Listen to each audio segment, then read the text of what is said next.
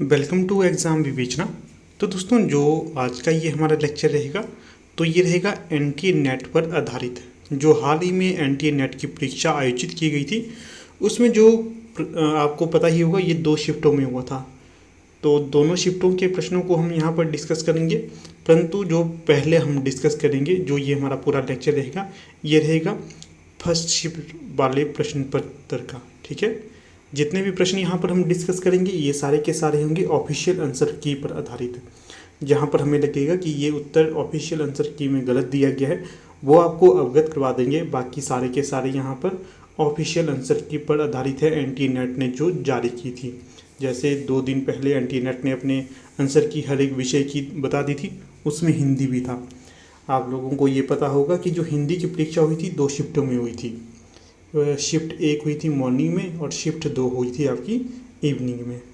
तो जैसे भी हो सके, जब भी आपको हमें सेकंड शिफ्ट का प्रश्न पत्र मिले तो आपको हम उसकी वीडियो बनाकर दिखा देंगे। अगर आप लोगों में से किसी ने भी सेकंड शिफ्ट की परीक्षा दी हो या फर्स्ट शिफ्ट की परीक्षा दी हो, अगर आपके पास क्वेश्चन पेपर अवेलेबल है तो आप हमें, जो हमारा व्हाट्सएप नंबर है 8219312129, इस पर आप अपना प्रश्न पत्र हमें सेंड कर सकते हो, ताकि और भी क्लियरिटी, यहाँ पर थोड़े से ब्लर ब्लर क्वेश्चन पेपर आए हैं, उतने अच्छे से दिखाई नहीं दे रहे। अगर किसी के पास अच्छा क्वेश्चन पेपर हो तो वो हमें सेंड कर सकता है, ताकि आपको और भी साफ और क्लियर वीडियो हम उपलब्ध करवा दें। ठीक है, बाकी देखिए, अगर अभी तक आप हमारे टेलीग्राम और व्हाट्सएप ग्रुप के साथ नहीं जुड़े तो अभी आपको जुड़ना है। लिंक आपको डिस्क्रिप्शन बॉक्स में मिल जाएगा। हर एक लेक्चर का पीडीएफ वहाँ पर सेंड किया जाता है, ताकि आप लोग भी उन प्रश्नों को सॉल्व कर सकें। किस तरह के प्रश्न पूछे जाते हैं, किस तरह के प्रश्न हम लाते हैं आपके समक्ष। ठीक है, तो थोड़ा सा यहाँ पर बैकग्राउंड में शोर आ गया था, कोई बात नहीं। चलिए शुरू करते हैं आज के लेक्चर को। हाँ, वीडियो अच्छा लगे तो इसे लाइक, शेयर और चैनल को सब्सक्राइब आपने अवश्य करना है। देखिए, यहाँ पर आपके समक्ष 2 कथन दिए गए थे, तो इनमें बताना था कि कौन सा सही है कौन सा गलत है। जैसे कि कथन 1 था, झूठा सच, तमस और जिंदगीनामा आदि उपन्यासों में अनेक पात्र पंजाबी पृष्ठभूमि के हैं, इसलिए इन उपन्यासों में हिंदी और उर्दू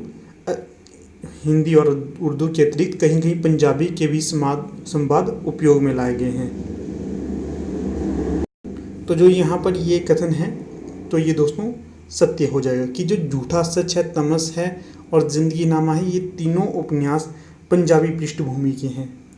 ठीक है, जैसे कि जो झूठा सच है ये किसका उपन्यास होगा, यशपाल जी का ये है। तमस किसका उपन्यास है, ये अपने भीष्म साहनी का उपन्यास है। और जिंदगीनामा किसका उपन्यास है, कृष्णा सोबती का है। ये तीनों ही पंजाबी पृष्ठभूमि पर आधारित उपन्यासों या रचना, कोई भी अन्य रचना करते थे, इनको आधार में रखकर, पृष्ठभूमि को आधार में रखकर करते थे। ठीक है, इसमें आपको हिंदी और उर्दू के अतिरिक्त कहीं कहीं पंजाबी के भी संवाद जो होते हैं वो उपयोग में लाए गए हैं। पूर्णतः सत्य कथन हो जाएगा ये। इसके पश्चात आपका बंटी के अनुसार बंटी का पूरा नाम अरूप बत्रा है, ये भी पूर्णतः सही हो जाएगा। ठीक है, दोनों कथन यहाँ पर सही हो जाएंगे। अगर प्रश्न बनेगा कि जो आपका बंटी है इसका प्रमुख पात्र कौन सा है, तो बंटी इसका प्रमुख पात्र होगा। जो आपका बंटी उपन्यास, ये अगर पूछा जाता है कि आपके बंटी उपन्यास की विधा क्या है, तो ये उपन्यास विधा की रचना है। और आपका बंटी किसका उपन्यास है, मनु भंडारी का ये उपन्यास हो जाएगा। तो यहाँ पर जो सत्य कथन होगा विकल्प ए हो जाएगा। कथन 1 और कथन 2 दोनों सही होंगे। ठीक है, इसके पश्चात दूसरा प्रश्न यहाँ पर दिया गया है, भारतवर्ष की उन्नति कैसे हो सकती है, निबंध में भारतेंदु जी ने सब उन्नतियों का मूल किसे माना है। तो जो सबसे महत्वपूर्ण बात तो ये है कि जो भारतवर्ष की उन्नति कैसे हो सकती है, ये किसकी रचना है, तो ये भारतेंदु जी की रचना है। और किस विधा की रचना है, निबंध विधा की रचना है। और इसमें सब उन्नतियों का मूल क्या माना गया है, धर्म को सब उन्नतियों का मूल माना गया है। काफ़ी महत्वपूर्ण है ये। फिर देखिए, वीडियो को आगे बढ़ाने से पहले आपको बता देता हूँ, अगर आप लोगों में से कोई भी HP PGT हिंदी की क्लासेस को ज्वाइन करना चाहता है तो देखिए, हमारी टीम के द्वारा HP PGT हिंदी के लिए न्यू बैच बिठाया गया है। ये 15 जुलाई से पहले शुरू हो जाएगा। जो भी इंटरेस्टेड कैंडिडेट होंगे आप में से, तो जल्द से जल्द इसमें एडमिशन ले सकता है HP PGT हिंदी के न्यू बैच में। तो अपनी तैयारी को सुदृढ़ कर सकता है। अगर आपको कोई भी क्वेरी करनी हो, कोई भी आपका डाउट हो, तो यहाँ पर देखिए हमारा व्हाट्सएप नंबर दिया गया है 8219312129 इस पर आप व्हाट्सएप करके इस जो हमारी न्यू पीजीटी हिंदी का बैच बैठ रहा है इससे संबंधित जानकारी ले सकते हो। इसी के तहत देखिए हमारा LT टेट के लिए भी न्यू बैच बैठ रहा है 25 जुलाई 2023 से संबंधित। तो अगर इसमें भी आप जुड़ना चाहते हैं, कईयों के टेट की एग्ज़ाम अच्छे नहीं हुए हैं तो इसमें जुड़ कर लाभ उठा सकता है। ठीक है, तो जो अगला प्रश्न यहाँ पर पूछा गया था, निम्नलिखित में से किस विद्वान ने 20वीं सदी में भारतीय काव्यशास्त्र संबंधी पुस्तक नहीं लिखी है। तो जो 20वीं सदी में भारतीय काव्यशास्त्र संबंधी पुस्तक नहीं लिखी गई थी तो ये आपके रामविलास शर्मा के द्वारा नहीं लिखी गई थी। ठीक है, बाकी देखिए सही जो हो जाएंगे राममूर्ति त्रिपाठी, भोलाशंकर व्यास और रामचंद्र शुक्ल, इनके द्वारा काव्यशास्त्र संबंधी पुस्तकें 20वीं शताब्दी में लिखी गई थी। यहाँ पर थोड़ा सा डाउट मुझे लग रहा है, राममूर्ति त्रिपाठी इन्होंने तो लिखी है, भोलाशंकर व्यास इन्होंने भी लिखी है, परंतु रामचंद्र शुक्ल की काव्यशास्त्र से संबंधित पुस्तक 20वीं शताब्दी में नहीं लिखी गई है। तो ऑफिशियल आंसर की में तो रामविलास शर्मा दिया गया है, परंतु सी भी इसका डाउटपूर्ण ही रहेगा। परंतु ए और बी 1 2 ये दोनों सही होंगे, इन दोनों के द्वारा तो लिखी गई है, परंतु सी डी पे डाउट है कि किसके द्वारा लिखी गई है किसके द्वारा नहीं। जो बोर्ड है उनके द्वारा रामविलास शर्मा को स्वीकार किया गया है, रामचंद्र शुक्ल को इन्होंने छोड़ दिया है। फिर अगला प्रश्न देखिए, सूफी प्रेमाख्यानक नहीं है, सूफी प्रेमाख्यानक नहीं है। तो यहाँ पर आपके समक्ष 4 विकल्प दिए गए हैं, जिसमें जो सही होगा कि जो श्याम सगाई है ये आपके सूफी प्रेमाख्यानक काव्य के अंतर्गत नहीं आता है। बाकी जो इंद्रावती, यूसुफ जुलेखा, हंस जवाहिर ये तीनों आते हैं। ठीक है, इन तीनों का ध्यान रखना है, परंतु श्याम सगाई नहीं आती है। अगला प्रश्न है यहाँ पर, अरे यायावर रहेगा याद में माजुली द्वीप किस राज्य में स्थित है। तो जो माजुली द्वीप है तो ये होगा आपका असम में। बाकी यहाँ से भी प्रश्न बन सकता है कि जो अरे यायावर रहेगा याद किसका यात्रा वृत्तांत है, तो ये आपके अज्ञेय का यात्रा वृत्तांत हो जाएगा, ये भी ध्यान रखना है। अगला प्रश्न यहाँ पर दिया गया है, स्मृति आख्यान संस्मरण की पुस्तकें हैं। तो कौन कौन सी यहाँ पर संस्मरण की पुस्तकें होंगी, तो देखिए नंगा तलाई का गांव, लौट आ उधार, याद हो कि ना हो, ये तीनों ही संस्मरण विधा की रचनाएं होंगी। फिर से कहूँगा, नंगा तलाई का गांव, लौट आ उधार, याद हो कि ना हो, ये तीनों होंगी संस्मरण की पुस्तकें।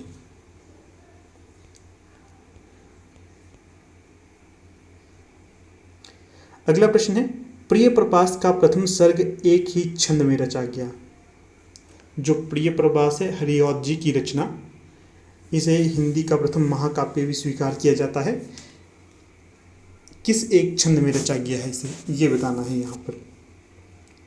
तो ये होगा द्रुत विलंबित छंद, इसमें इसे रचा गया है, तो बी यहाँ पर सही हो जाएगा। यहाँ पर देखिए जो ये प्रश्न पत्र है ना केवल ये यूजीसी नेट हिंदी के लिए महत्वपूर्ण है। ठीक है, ये आपके लिए जैसे सेट की परीक्षा होती है हिमाचल में, इसके अलावा पीजीटी हिंदी की परीक्षा होगी, इसके अलावा एलटी कमीशन की परीक्षा होगी, इसके अलावा एलटी टेट की परीक्षा होगी, इसके अलावा कोई भी हिंदी साहित्य से संबंधित परीक्षा होगी, वहाँ पर आपको इसका हर एक प्रश्न पूछा जाएगा। हर एक प्रश्न बेहद ज़्यादा महत्वपूर्ण है ये, इसलिए आपको कह रहा हूँ। अगर आप लोग आगे एनटी नेट की तैयारी करने के बारे में सोच रहे हैं तो वहाँ पर भी आपके लिए काफ़ी फ़ायदेमंद साबित होगा। इसलिए आपने इसके हर एक प्रश्न को ढंग से देखना है, जो नहीं आता होगा उसको अपनी कॉपी में नोट डाउन करना है। इसलिए अच्छे से इसको देखिए शुरू से लेकर अंत तक। अगर कोई डाउट रहता है तो अवश्य कमेंट करिएगा, आपके कमेंट को देखा जाएगा, उसमें अगर कोई सुधार करने की आवश्यकता होगी तो उसको भी हम करेंगे।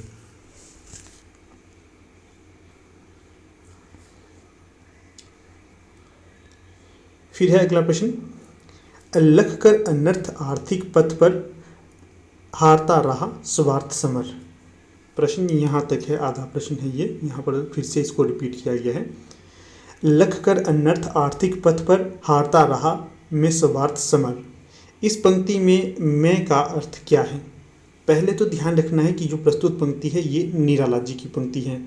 तो जो निराला जी ने ही यहाँ पर मैं को स्वीकार किया है, इसलिए निराला जी से संबंधित होगा यहाँ पर मैं।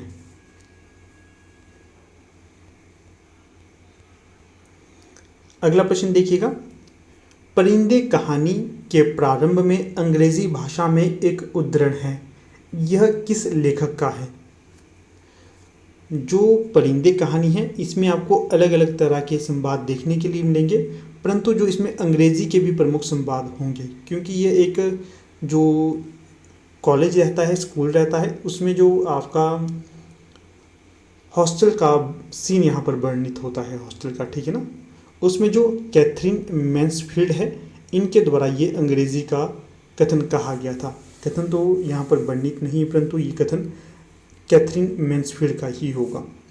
यहाँ से ये भी प्रश्न बन सकता है कि जो परिंदे कहानी है ये किसकी होगी? तो ये निर्मल वर्मा की कहानी होगी, ये भी ध्यान रखना है आपने।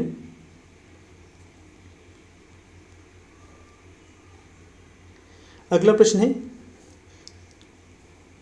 ये हत्यारे गांव के मुखिया हैं, गरीबों का खून चूसने वाले, सूद ब्याज, डेढ़ सवाई, नजर नजराना, घूस घास जैसी भी हो, गरीबों को लूटो, उस पर सुराज चाहिए, जेल जाने से सुराज ना मिलेगा, सुराज मिलेगा धर्म से, न्याय से। गोदान उपन्यास में ये कथन किसका होगा, ये बताना है।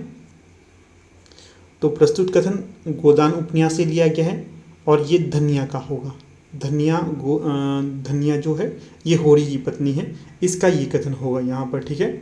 और ये भी प्रश्न बनेगा कि गोदान किसका उपन्यास है, तो ये प्रेमचंद जी का उपन्यास होगा, ये भी ध्यान रखना है।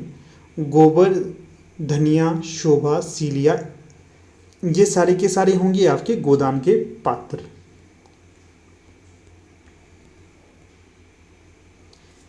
अगला प्रश्न देखिए, निम्नांकित नाटकों को हिंदी में उनके प्रथम प्रदर्शन वर्ष के आधार पर पहले से बाद के क्रम में लगाएं। पहले से बाद में, पहले कौन आया उसके पश्चात कौन आया उसे देख लेते हैं हम यहाँ पर। देखिए सारे के सारे यहाँ पर नाटक विधा की रचनाएं हो जाएंगी। तो जो पहले आता है तो वो आएगा यहाँ पर आपका आगरा बाज़ार। पहले नंबर पर आगरा बाज़ार आ जाएगा। दूसरे नंबर पर यहाँ पर आएगा आषाढ़ का एक दिन। तीसरे नंबर पर यहाँ पर आएगा बकरी नाटक। चौथे नंबर पर यहाँ पर आएगा माधवी, ठीक है। इस प्रकार से ये क्रम होगा। उसके पश्चात महाबली आएगा 5वें नंबर पर, ये क्रम रहेगा। तो यहाँ पर जो आषाढ़ का एक दिन है काफ़ी महत्वपूर्ण नाटक माना जाता है, ये मोहन राकेश का ये नाटक हो जाएगा। इसके पश्चात है चंचल किशोर सुंदरता की करती रहती रखवाली, मैं वह हल्की सी मसलन हूँ जो बनती कानों की लाली। ये किसका कथन होगा? ध्यान रखना है आपने कि जो कामायनी महाकाव्य है, कामायनी महाकाव्य, इससे इस कथन को लिया गया है, कामायनी से। समय इसका 1935 से 36 के बीच का माना जाता है और जयशंकर प्रसाद का ये महाकाव्य हो जाएगा, ठीक है, ध्यान रखना है। और लज्जा सर्ग से ही लिया गया है। कामायनी में कुल कितने सर्ग हैं? 15 सर्ग हैं। जो लज्जा, चिंता, ये इसके प्रमुख सर्ग माने जाते हैं।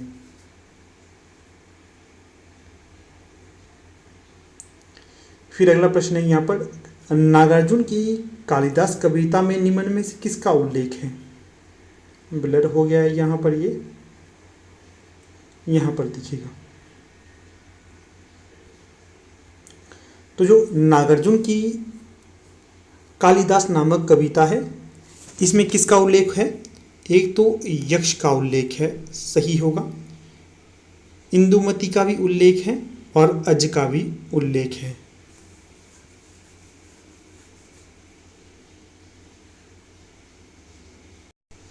फिर देखिए यहाँ से आपके और भी प्रश्न बनेंगे कि जो नागार्जुन की प्रमुख कविता कौन सी है जिसमें यक्ष, इंदुमती, अज का वर्णन है? तो ये कालिदास नामक कविता है।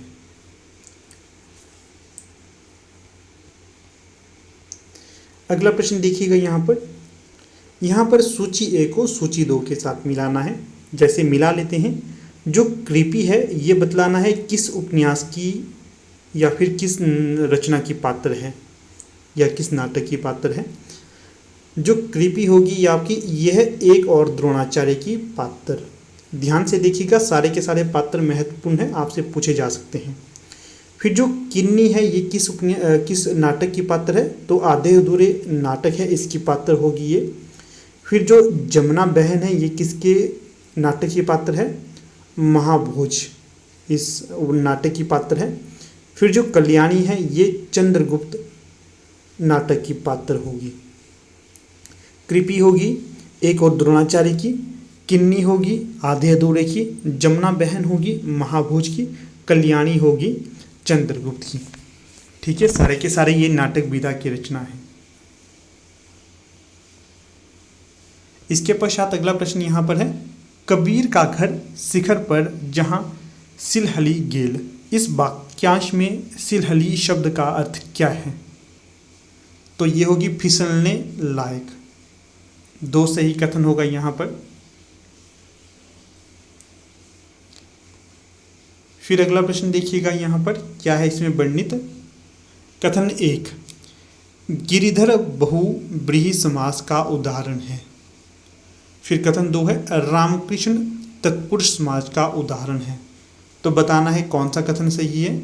तो जो ऑफिशियल आंसर की में बताया गया है, ये कथन 1 तो सत्य है कि गिरिधर में बहुव्रीहि समास होगा, परंतु जो कथन 2 है ये असत्य होगा कि रामकृष्ण तत्पुरुष समास का उदाहरण है। इसलिए यहाँ पर आपका 3 सही हो जाएगा। ठीक है ना। अगला प्रश्न देखिएगा यहाँ पर, इसमें क्या पूछा गया है, भक्ति आंदोलन पर किस कवि ने गंभीरता से विचार व्यक्त किया था। तो ये किया गया था मुक्तिबोध के द्वारा। मुक्तिबोध भी काफ़ी प्रमुख विद्वान के तौर पर जाने जाते हैं।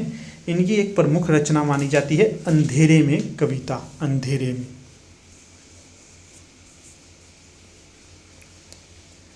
अगला प्रश्न है यहाँ पर, नागरी प्रचारणी सभा के संस्थापक कौन कौन माने जाते हैं। तो जो नागरी प्रचारणी सभा के संस्थापक के तौर पर जाने जाते हैं, शिव कुमार सिंह सही होगा,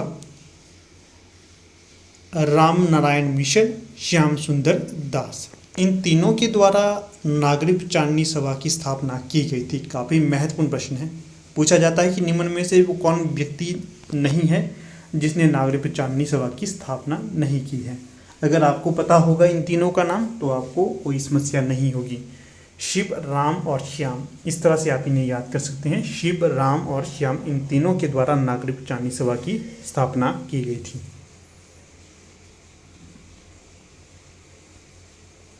फिर अगला प्रश्न क्या पूछा गया है,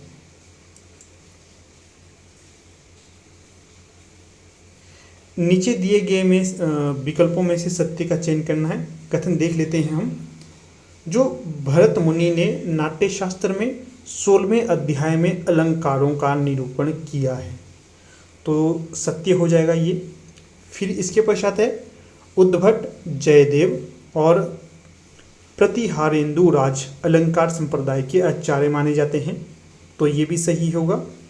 फिर है, काव्यादर्श के दूसरे और तीसरे परिच्छेदों में अलंकार निरूपण है, तो ये भी सही होगा। फिर जो काव्य अलंकार है इसमें 6 परिच्छेद दिए गए हैं, गलत होगा, 4 परिच्छेद हैं इसमें।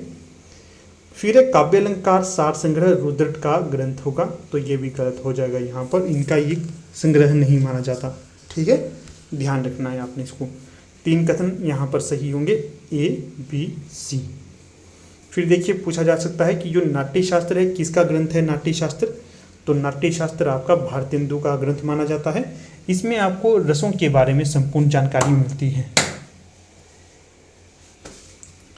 इसके पश्चात ये रसों से संबंधित विद्वान माने जाते हैं। और जो उद्भट, जयदेव और प्रतिहारेंदु राज है ये अलंकार संप्रदाय के आचार्य माने जाते हैं, सही है। काव्यदर्श के दूसरे और तीसरे परिच्छेद में अलंकार निरूपण है, तो ये भी सही होगा। काव्यदर्श किसका ग्रंथ है, तो ये होगा दंडी का।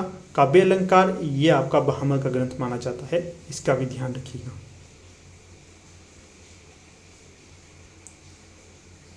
अगला प्रश्न क्या दिया गया है, नीचे दो कथन दिए गए हैं, एक अभिकथन है के रूप में व्यक्त है और दूसरा उसका कारण है, तो बतलाना है। अभिकथन यहाँ पर दिया गया है, अंग्रेजों ने पुरानी आर्थिक संरचना को बदला, जमीन का नया बंदोबस्त किया था।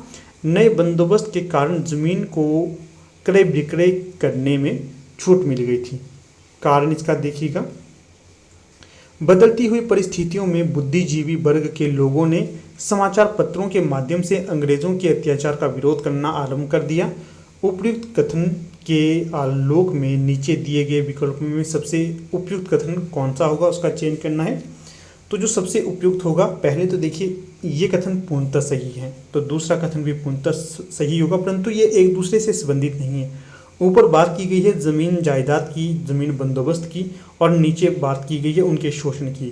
तो ये वैसे तो दोनों सही होंगे, परंतु जो यहाँ पर है कि ए और आर दोनों सही हैं, परंतु आर ए की सही व्याख्या नहीं है, तो ये सही हो जाएगा यहाँ पर, ठीक है ना। फिर अगला प्रश्न है यहाँ पर कथन 1, रोज उर्फ गैंगरिंग कहानी के अनुसार मालती के पति का नाम विश्वेश्वर है और वे एक छोटे से रेलवे स्टेशन के स्टेशन मास्टर हैं। कथन 1 तो ये हो गया। फिर कथन 2 है यहाँ पर, चीफ की दावत कहानी में चीफ के आग्रह पर मां ने एक पुराना टप्पा 2 पत्थर अनारों दे ये गाकर सुनाया था। कथन 2 ये है। तो यहाँ पर बताना है कि कौन सा सही है कौन सा गलत है। देखिए जो ऑफिशियल आंसर की है वहाँ पर बतलाया गया है इसका कथन 2, अर्थात कथन ए और कथन 2 दोनों सही है। तो ये तो हो जाएगा पूर्णतः गलत। यहाँ पर आप लोग क्लेम लगा सकते हैं जिन्होंने ये परीक्षा दी थी, ये नहीं होगा, ठीक ना। ऑफिशियल आंसर की में गलत दिया है, गलत ही इसका उत्तर रहेगा। सही क्या होगा ये बताता हूँ आपको। और रोज उर्फ गैंगरिंग कहानी है जो कि अज्ञे की है, इसके अनुसार मालती के पति थे जो, इनका नाम विश्वेश्वर नहीं होगा, ठीक है। कुछ महेश्वर या महेंद्र ऐसा कुछ का नाम था, मुझे याद नहीं आ रहा है। तो ये तो विश्वेश्वर इनका नाम नहीं था। और ये एक छोटे से रेलवे स्टेशन में स्टेशन मास्टर थे, ये भी गलत है। ये स्टेशन मास्टर नहीं थे, ये डॉक्टर थे जो कि गैंग्रीन के मरीजों का ऑपरेशन करते थे। गैंग्रीन नामक जो बीमारी होती है उसके जो मरीज होते थे उनका ये इलाज करते थे। फिर दूसरा है, चीफ की दावत कहानी में चीफ के आग्रह पर माँ एक पुराना टप्पा 2 पत्थर अनारों दे गाकर सुनाती है। तो ये भी गलत हो जाएगा।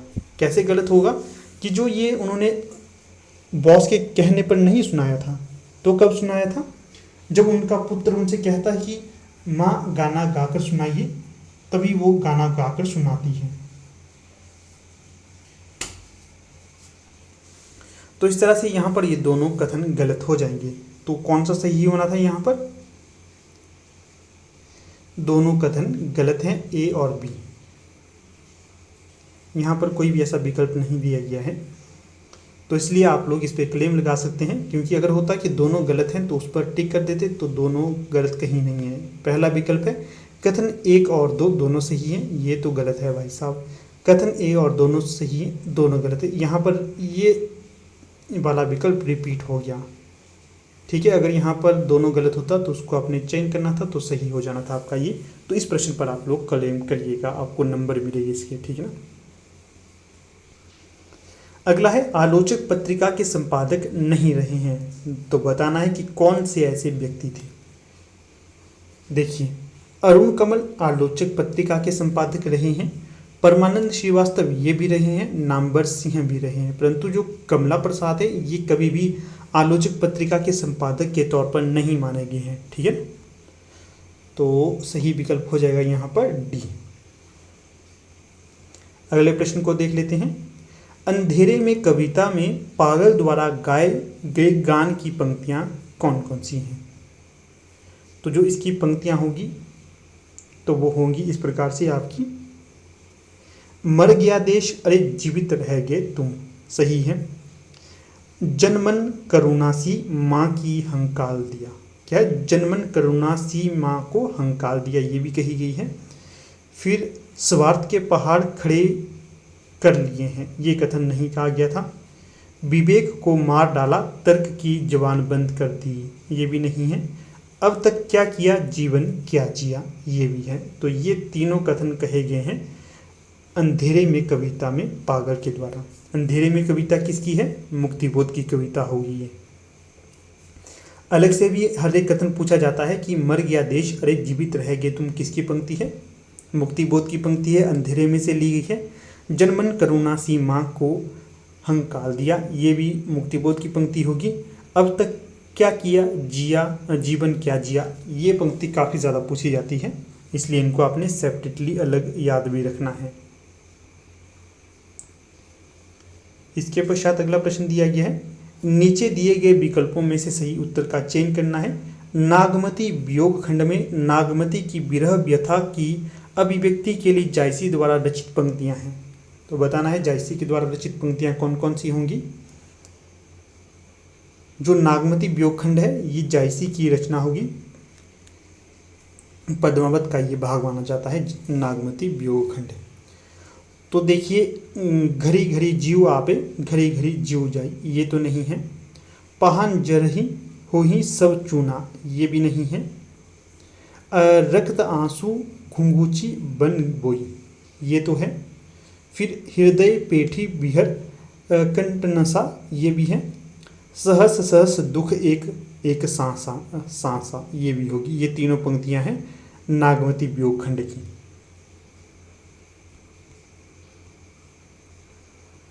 अगला प्रश्न इस प्रकार से, निम्नांकित नाटकों को उनके प्रथम प्रकाशन वर्ष के अनुसार पहले से बाद के क्रम में लगाइए।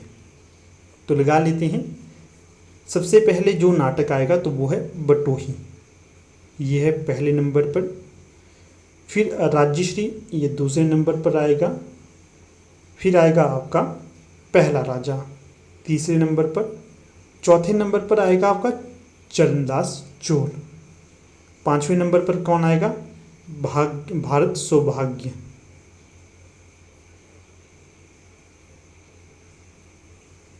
थोड़ा सा गलत हो गया यहाँ पर, रुकिए फिर से इसको लगाते हैं हम।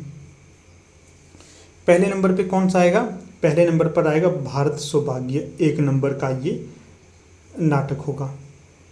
फिर दूसरे नंबर पर जो आएगा राज्यश्री, दूसरे नंबर का नाटक।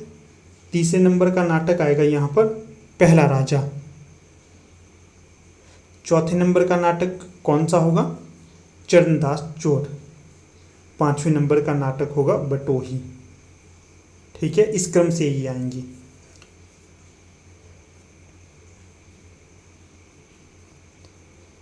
फिर अगला प्रश्न यहां पर दिया गया है, जयशंकर प्रसाद के नाटकों को मंच पर सफलतापूर्वक प्रस्तुत करने वाले निर्देशक हैं। तो ये थे बी कारंत, शांता गांधी। अगला प्रश्न है, निम्नांकित पात्र अलग अलग उपन्यासों के हैं। पात्रों को तत्संबंधी उपन्यासों के प्रथम प्रकाशन वर्ष के अनुसार पहले से बाद के क्रम पर लगाना है। जैसे कि पहले नंबर पर जो आएगा तो वो आएगा सरस्वती।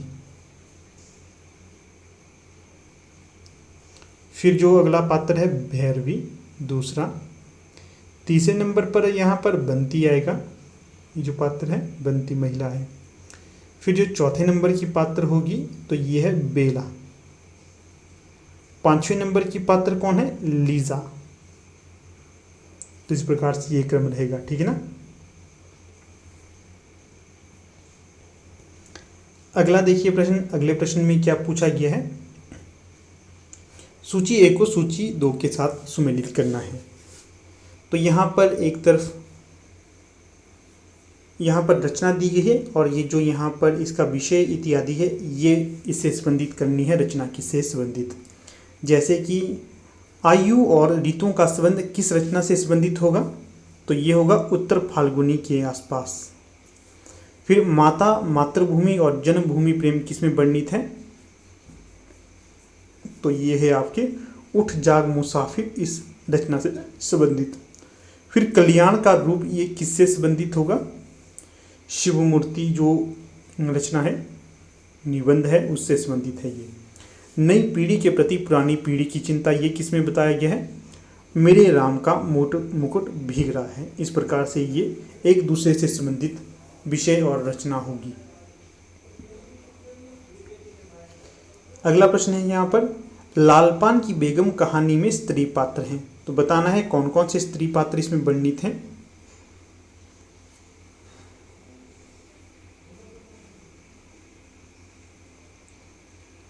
एक तो चंपिया है, उसके बाद मखनी फुआ है, फिर सुनरी। ये तीनों पात्र हैं लालपान की बेगम के।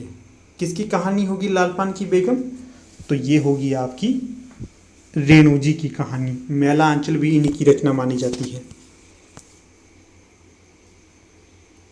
तो विकल्प 4 यहाँ पर सही होगा, बी डी ई, चंपिया, मखनी फुआ और सुनरी। फिर अगला प्रश्न यहाँ पर दिया गया है, किस कहानी के लोग बड़े बड़े नखों को पसंद करते हैं? किस कहानी नहीं, किस स्थान के लोग बड़े बड़े नखों को पसंद करते थे, ये बतलाना है। तो जो गौड़ देश के लोग हैं ये करते थे बड़े बड़े नखों को पसंद।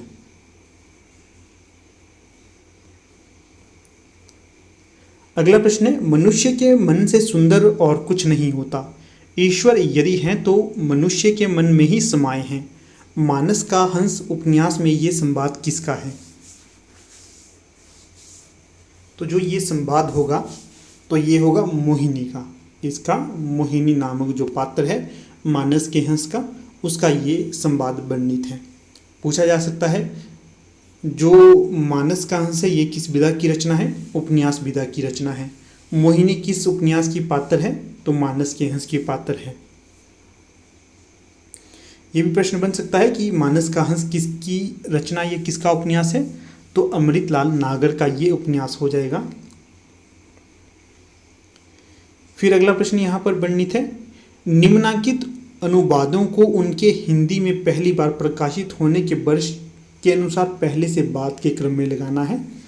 तो ये अनुवाद है, पहले किसी और भाषा में थे, बाद में से हिंदी और खड़ी बोली इत्यादि में अनुदित किया गया था। तो देखिए जो क्रम रहेगा यहाँ पर, सबसे पहले तो आएगा एकांतवासी योगी, 1 नंबर इसका होगा। दूसरे नंबर पर आएगा श्रांत पथिक। तो तीसरे नंबर पे जो आएगी वो रचना है कामदेव विश्व प्रपंच, हाँ ये। चौथे नंबर पर आएगा आपके समक्ष खड़िया का घेरा। 5वें नंबर पर आएगा आपका ये कामदेव का अपना बसंत ऋतु का सपना। तो ये क्रम रहेगा यहाँ पर। तो ये प्रश्न रिपीटेड है, पहले ही हमने इसे देख लिया है। फिर अगला प्रश्न यहाँ पर है, मुझे अपनी कविताओं के लिए दूसरे प्रजातंत्र की तलाश है। प्रस्तुत कथन किसकी कविता से वर्णित है? तो देखिए जो ये कथन कहा गया है ये किसके द्वारा कहा गया है? ये तो कहा गया है आपके जो अपने मुक्तिबोध हैं, मुक्तिबोध नहीं, नक्सलबाड़ी कविता के रचनाकार कौन माने जाते हैं? मोचीराम कविता, नक्सलबाड़ी कविता। तो देखिएगा किसकी है नक्सलबाड़ी कविता? तो ये होगी धूमिल की, ठीक है ना, धूमिल। मोचीराम, अकाल दर्शन, पटकथा, ये चारों की चारों कविताएं धूमिल की होंगी। काफ़ी ज़्यादा पूछी जाती हैं ये परीक्षा में।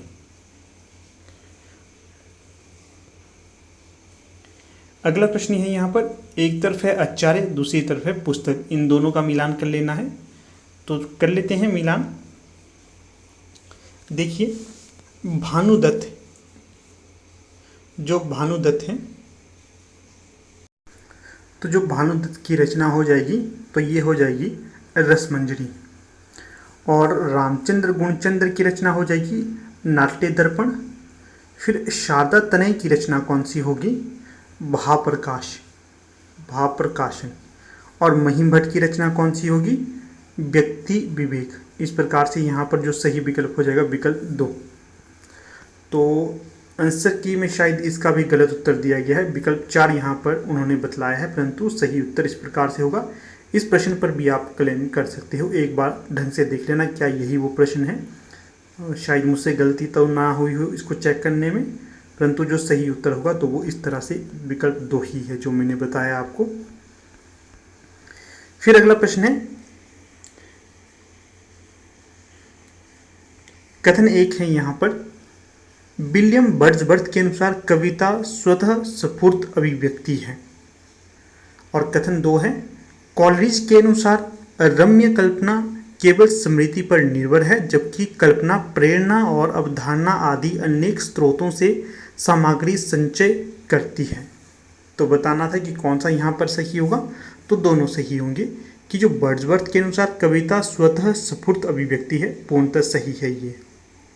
फिर है, कॉलरिज के अनुसार रम्य कल्पना केवल स्मृति पर निर्भर है, जबकि कल्पना प्रेरणा और अवधारणा आदि अनेक स्रोतों से संबंधित संचय करती है। तो ये भी सही होगा, इस कारण विकल्प ए यहाँ पर चयनित किया जाएगा।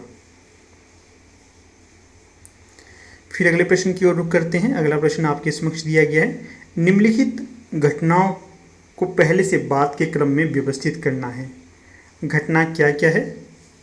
तो जो सबसे पहले घटना घटी थी, ब्रह्म समाज की स्थापना हुई थी, पहले नंबर पर आएगा।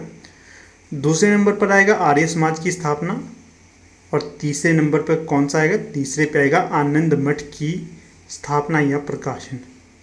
फिर चौथा जो नंबर होगा यहाँ पर, ये होगा विश्व धर्म सभा में विवेकानंद के द्वारा संबोधन किया गया था।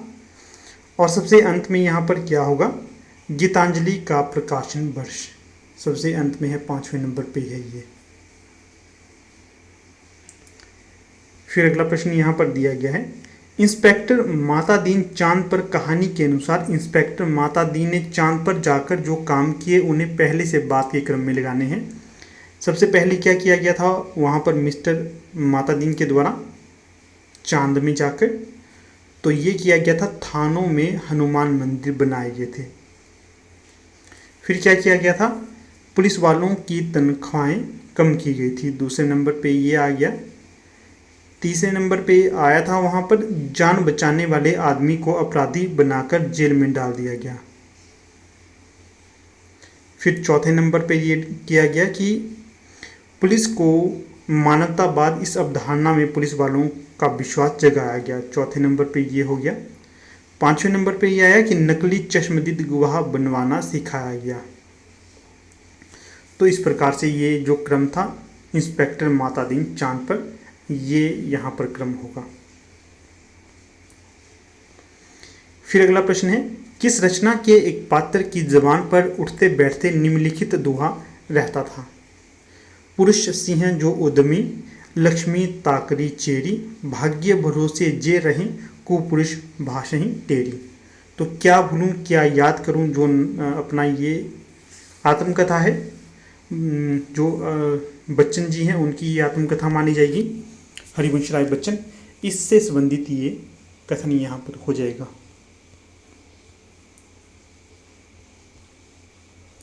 फिर अगले प्रश्न को देखिएगा, उपन्यासों में गीतों कविताओं के प्रयोग पर सत्य कथन कौन सा है?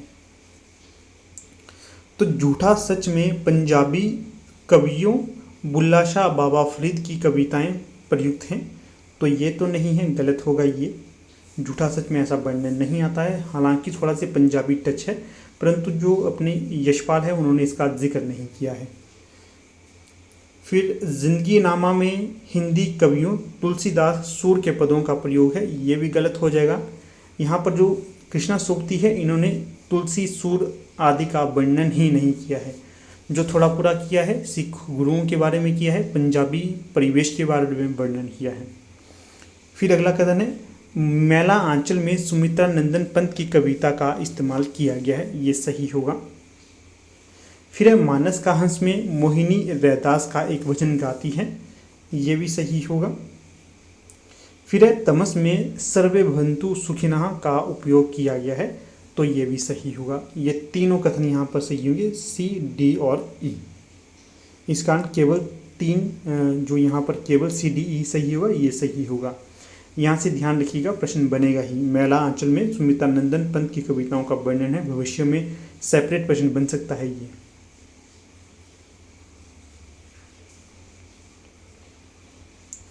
फिर अगला प्रश्न देखिए, सूची ए को सूची 2 के साथ सुमेलित करना है। सूची ए में पंक्ति दी गई है, सूची 2 में पुस्तक या कविता है। तो पंक्ति देखिए, पूछेगा जग किंतु पिता का नाम ना बता सकेंगे। तो ये होगी रश्मिरथी नामक रचना से। इसमें जो कर्ण के संबंधित ये कर्ण के से संबंधित ये कथन कहा गया था रश्मिरथी में। फिर दूसरा है, ना कुछ कह सकी अपनी, ना उन्हीं की पूछ में सकी भय से। ये किसका कथन है? साकेत जो रचना है उससे संबंधित है। अगला है, तोड़ दो यह क्षितिज मैं भी देख लूँ उस पार क्या है। तो ये लिया गया है सांध्य गीत से। फिर है, जी लोगे ना तो बेच दिया ईमान। इस प्रकार से कुछ पंक्ति है। ये किसका है? गीत फरोश का है। ये काफ़ी डीपली अब तो एनटीए नेट में प्रश्न पूछे जाते हैं, ढंग से तैयारी करके जाना पड़ता है अब। ठीक है, जिन्होंने समय रहते अपना नेट जेआरएफ निकाली उन्हें कोई समस्या नहीं है। जो नई कैंडिडेट है उनको डीप स्टडी करनी है। जो नया पाठ्यक्रम लगा है वहाँ से भी सीधे सीधे प्रश्न पूछे जाते हैं, वो भी डीप में जाकर। फिर अगला देखिए, यहाँ पर है प्रश्न, रामचरितमानस के उत्तरकांड में उन्होंने ज्ञान की अपेक्षा भक्ति को अधिक सुसाध्य और आशु फलदायिनी कहा है। ये कथन किस इतिहासकार का है? तो आचार्य रामचंद्र शुक्ल का ये कथन हो जाएगा।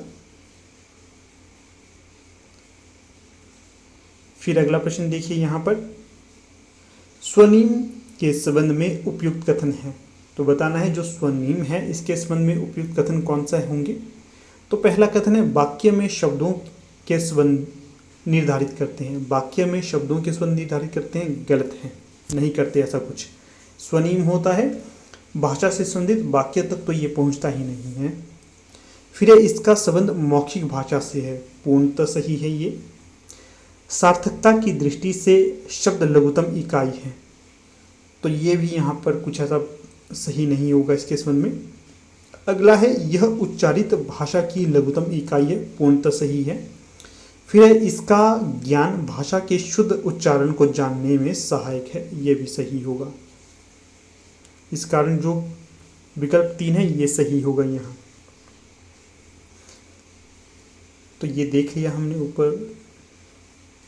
अगला प्रश्न है, सरदार पूर्ण सिंह के निबंध कौन कौन से हैं?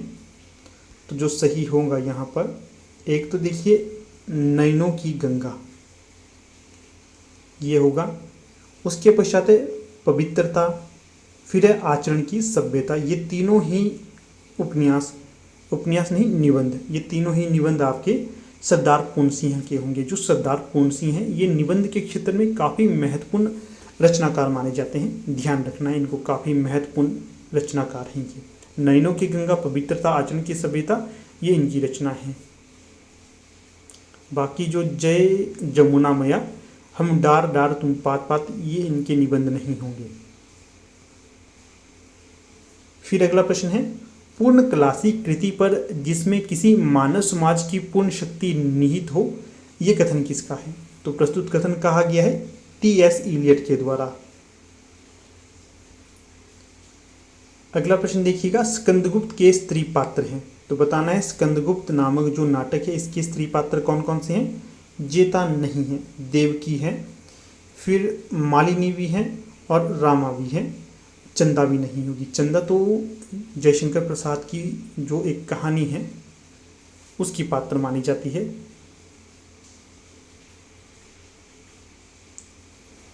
अगला प्रश्न है, अली हजरत यह चोरी कराते हैं। अजी हजरत यही चोरी कराते हैं। पुलिस वाले के संबंध में ये कथन मोहसिन के द्वारा कहा गया था कि जब ये ईदगाह कहानी का जो ईदगाह कहानी के पात्र है ना, जैसे आपके मोहसिन हो गए, नूरा हो गए, सामी हो गए, तो जब ये आपस में मेले देखने जाते हैं तो उस समय ये आपस में बात करते कहते हैं कि अजी हजरत यही चोरी कराते हैं, शहर के जितने चोर डाकू हैं सब इनसे मिले रहते हैं। रात को ये लोग चोरों से कहते हैं चोरी करो और आप दूसरे मोहल्ले में जाकर जागते रहो, ये पुकारते हैं। ईदगाह कहानी में ये किस पात्र के द्वारा कहा गया था? तो ये मोहसिन के द्वारा कहा गया कथन है। देखिए कितना गंभीर कथन कहा गया है, छोटे छोटे पात्रों के माध्यम से प्रेमचंद की ये कहानी होगी। अगला जो प्रश्न यहाँ पर है, देश की बात निबंध के लेखक कौन होंगे?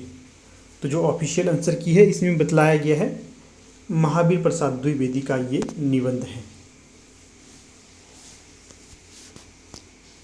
फिर अगला प्रश्न है, कांग्रेस कार्यकारिणी समिति की कहाँ की बैठक में सविनय अवज्ञा आंदोलन वापस लेने की स्वीकृति दी गई थी? तो जो बारडोली का आंदोलन था उससे संबंधित ये प्रश्न होगा। अगला प्रश्न है, सूची ए को सूची 2 के साथ सम्मिलित करना है। जैसे कि सूची ए में यहाँ पर क्या दिया गया है, देखिए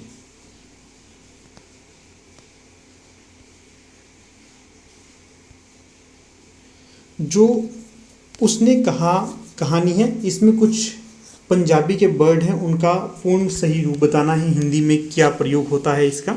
जैसे कि कुड़माई, कुड़माई का क्या अर्थ होता है? कुड़माई का अर्थ होता है तेरी मंगनी हो गई है। फिर है घुमाव, घुमाव का क्या अर्थ है? जमीन की नाप। फिर खोते का क्या अर्थ होता है? खोते से तो आप सारे परिचित होंगे, गधे को खोता भी कहा जाता है। फिर है तिमिया या तिमी, इसका क्या अर्थ होगा? स्त्रियां, स्त्रियां इससे संबंधित होगा।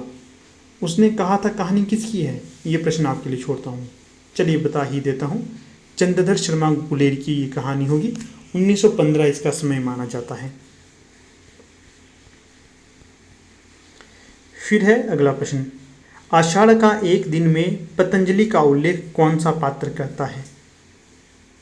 तो संगनी के द्वारा इस पात्र का, इस विद्वान का वर्णन किया गया है आषाढ़ का एक दिन में। किसकी रचना होगी आषाढ़ का एक दिन? तो ये होगी मोहन राकेश की। और जो आषाढ़ का एक दिन है, कालिदास इसका प्रमुख पात्र माना जाता है। अगला प्रश्न है, डॉक्टर तुलसीदास के ननिहाल में स्वतंत्रता आंदोलन का नेतृत्व किसने किया था? तो डॉक्टर तुलसीराम है जो, इनके ननिहाल में स्वतंत्रता आंदोलन का नेतृत्व किया गया था तेज बहादुर सिंह के द्वारा। और जो डॉक्टर तुलसीराम है दलित रचनाकार या दलित आत्मकथाकार माने जाते हैं। मुर्दिया जो इनकी प्रमुख आत्मकथा स्वीकार की गई है, जिसमें इन्होंने बहुत ही डीपली वर्णन किया गया है किस प्रकार से दलितों से व्यवहार किया जाता था। अगला प्रश्न है, रामचंद्र शुक्ल ने आदिकाल के अपभ्रंश काव्य में शीर्षक प्रकरण में निम्न कवियों का उल्लेख किया है। तो किन किन कवियों का उल्लेख किया है? तो देवसेन, सोमप्रभ सूरी और विद्याधर, इन तीनों का वर्णन रामचंद्र शुक्ल ने आदिकाल के अपभ्रंश काव्य शीर्षक प्रकरण में इनका वर्णन किया है। फिर अगला प्रश्न है, सूची 1 को सूची 2 के साथ सम्मिलित करना है। तो देखिए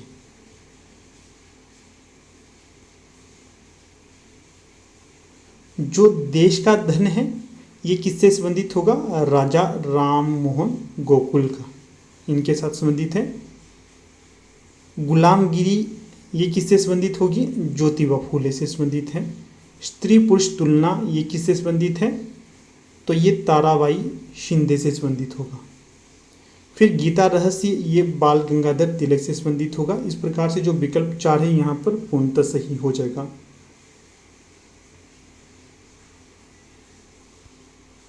तो देखिए दोस्तों, कुछ इस प्रकार से आज का ये हमारा लेक्चर था।